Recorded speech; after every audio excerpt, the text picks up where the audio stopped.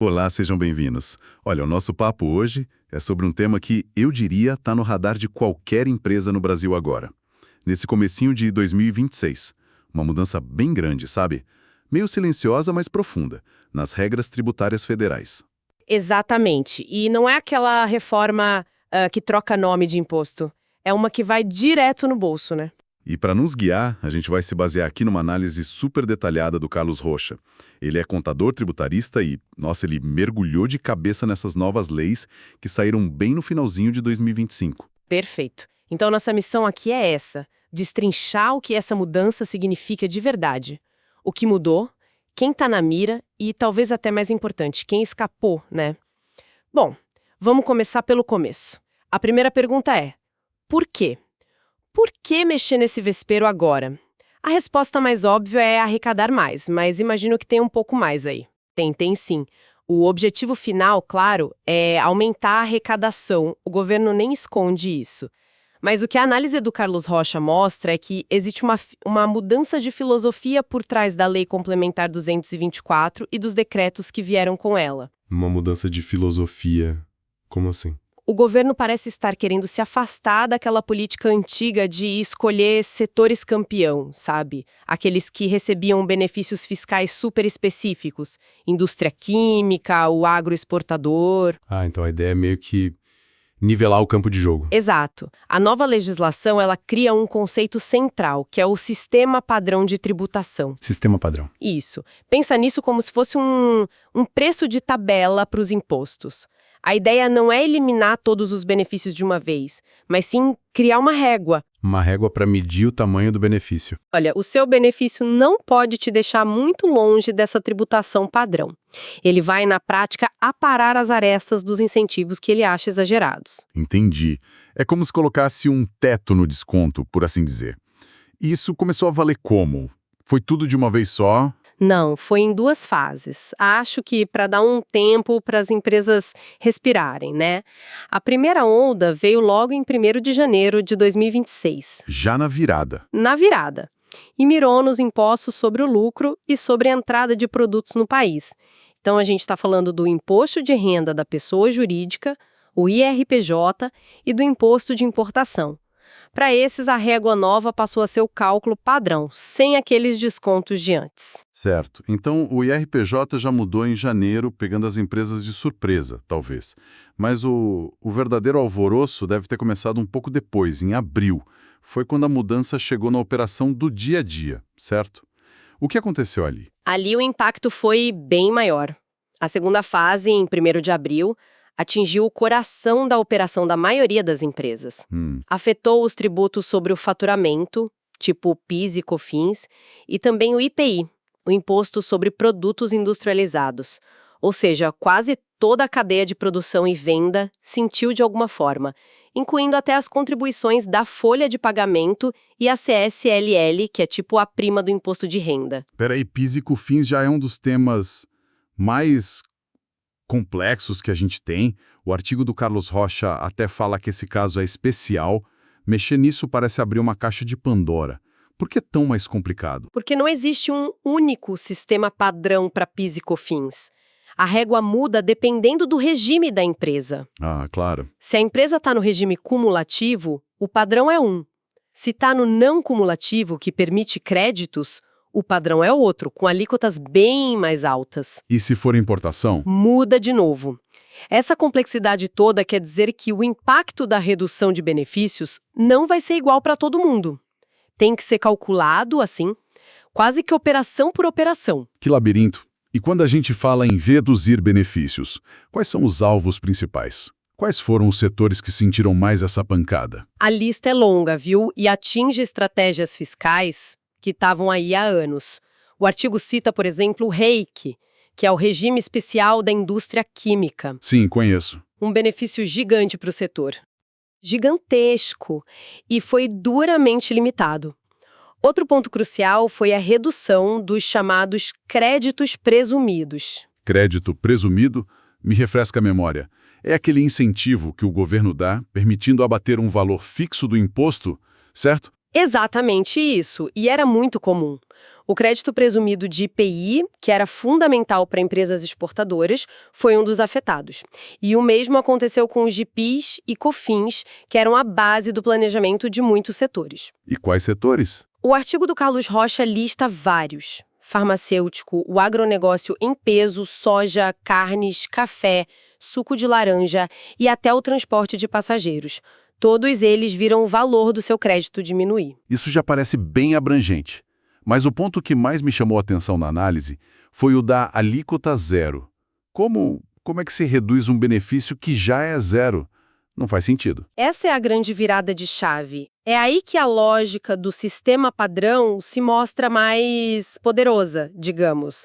O governo passou a interpretar a alíquota zero não como uma ausência de imposto, E sim como? como um benefício fiscal de 100%, um desconto total. Ah, entendi. Então é como se o governo dissesse, sua isenção era um benefício de 100%. A partir de agora eu reduzi esse benefício, sei lá, em 10%. Então você só tem 90% de isenção. É isso. Exatamente essa lógica. Você traduziu perfeitamente. E o resultado é que aqueles 10% que antes não existiam, agora precisam ser pagos. Isso, na prática, significa que produtos que não pagavam absolutamente nada de PIS/COFINS, como muitos insumos agropecuários, certos alimentos, passaram a ter uma tributação pequena, mas existente. existente. Um imposto surgiu onde antes não tinha nada. Uau! Isso é impactante. A rede foi lançada de uma forma bem ampla mesmo. Mas deve ter exceções, né? O artigo detalha quem não precisa se preocupar com isso. Sim, detalha. E essa lista de exceções é tão importante quanto a de quem foi afetado, porque ela meio que define as fronteiras da reforma. Certo. A primeira barreira, e a mais forte, é a Constituição. O que é protegido constitucionalmente, tipo a imunidade de impostos sobre livros, jornais e as receitas de exportação, isso não é considerado benefício fiscal. É um direito, uma regra do jogo. É uma vedação ao poder de tributar. Então, para eles, nada muda. Faz todo sentido. E além do que está na Constituição. Aí temos os regimes que têm regras próprias, protegidas por lei. Zona Franca de Manaus, as áreas de livre comércio. O governo também teve o cuidado de preservar benefícios de apelo social forte, como os ligados à Cesta Básica Nacional e programas como Minha Casa Minha Vida e o ProUni. E o pequeno empresário? O Simples Nacional, que, nossa, abrange milhões de empresas no país. Foi atingido? Felizmente, para muitos, o Simples Nacional está expressamente fora da regra. Foi um alívio geral para as micro e pequenas empresas, né? Imagino. A mesma coisa vale para a desoneração da folha, a CPRB, aquela regra que permite pagar sobre a receita em vez dos 20% sobre salários. Continuou valendo. O setor de tecnologia, com a lei de informática, também escapou, assim como entidades sem fins lucrativos e aqueles tributos com alíquotas fixas, tipo reais por litro de combustível. Ufa! É uma lista considerável de exceções. Mas agora vamos ao que interessa de verdade: o bolso. Para quem não teve a sorte de estar nessa lista, como essa redução de benefício funciona na prática? A análise do Carlos Rocha traz números. Traz, e eles são muito, muito claros. Vamos pegar o caso mais radical que a gente comentou, o dos insumos agropecuários com alíquota zero de PIS e COFINS. Ok? A carga era, obviamente, zero. A nova regra diz que a empresa agora precisa pagar 10% das alíquotas padrão do regime não cumulativo. E isso dá quanto? Fazendo a conta, dá 0,165% de PIS e 0,76% de COFINS, somando, de repente, surge uma carga tributária de 0,925% sobre uma venda que antes era totalmente isenta. É um momento infinito em termos percentuais. Quer dizer, o imposto que apareceu do nada, literalmente. E nos casos em que já existia algum imposto, como fica? Aí o efeito é mais sutil, mas ainda muito relevante. O artigo usa o exemplo dos fabricantes de veículos.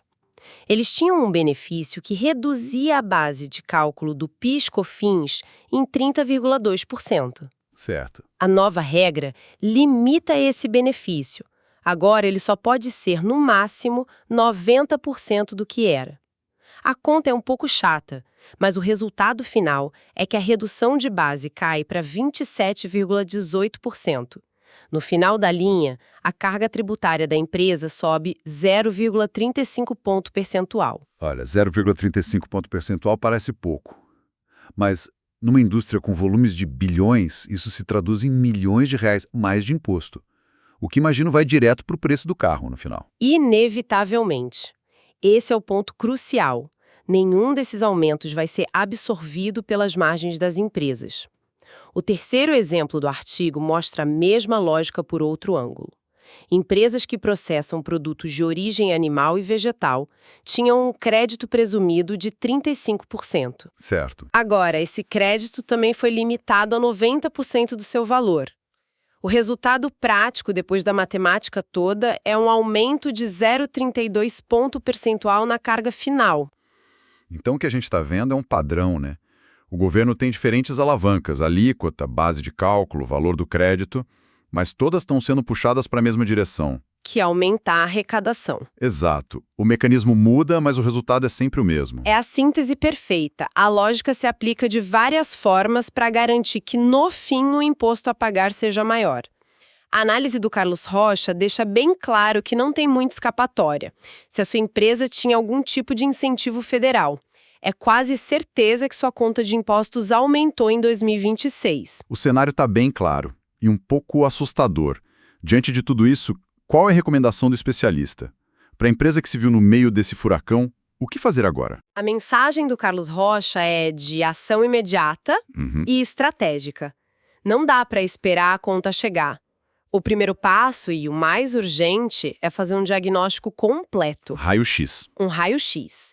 Revisar todas as operações, todos os produtos e mapear exatamente onde a nova regra atinge a empresa e, principalmente, qual o tamanho do rombo, qual o impacto financeiro real no caixa. E uma vez que a empresa sabe o tamanho do problema, O passo seguinte é planejar.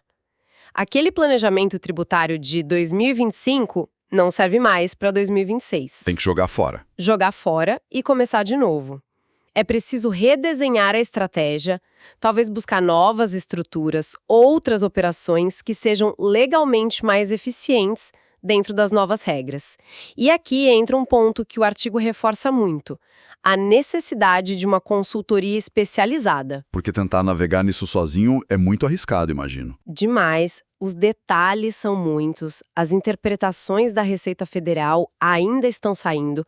Um especialista pode não só ajudar a mitigar os riscos de um cálculo errado, que gera multas pesadas, mas também pode encontrar oportunidades que não são óbvias, sabe? Sim. E, internamente, o artigo aponta para duas ações contínuas: vigilância e capacitação. Tem que monitorar o diário oficial sem parar e, ao mesmo tempo, treinar a equipe fiscal e contábil para aplicar isso tudo corretamente. Um erro de parametrização no sistema pode gerar um prejuízo de milhões. Certo. Então, para a gente recapitular, nossa conversa desvendou o arcabouço dessa grande mudança que é mais filosófica do que parece. Detalhamos os tributos e os benefícios afetados, passamos pela importante lista de quem ficou de fora e, de forma crucial, vimos com números como a redução funciona na prática, sempre resultando em mais imposto.